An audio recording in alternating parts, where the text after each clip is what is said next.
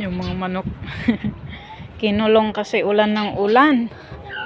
Baka magkakasakit sila tapos sobrang lamig. Kaya kinulong at palabasin muna natin. Kawawa sila para makapag-exercise. Sige, labas! Labas! Ayan, sige, labas na kayo. Sige. Wala, nag-anuhan na sila. Tatali ko. Wala, nagsilabas. Parang nagwawala. Nagwawala yung mga ano. Ito tayo maraming tae ng manok. Hindi ako nagsuot ng ayan, sige, labas na. Nagwawala na. Sige, labas. Nagwawala na ang mga manok.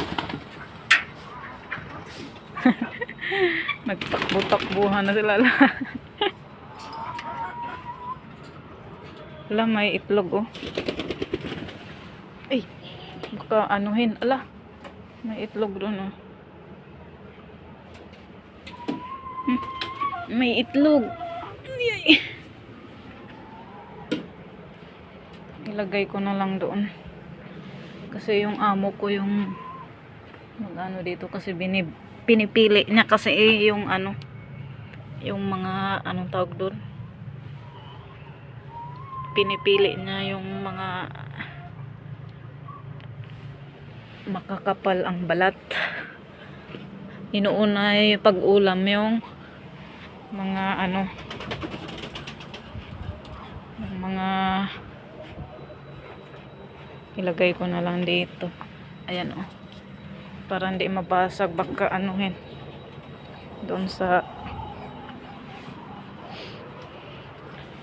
tatlo pa dito, baka tukain ba. Lagay ko doon sa may ano, ipag-isa. Mamaya to anuhin ng amo ko pag uwi kasi may trabaho. Hindi ako pwedeng mag-ano ito. Kukuha kasi pipiliin pa niya yan.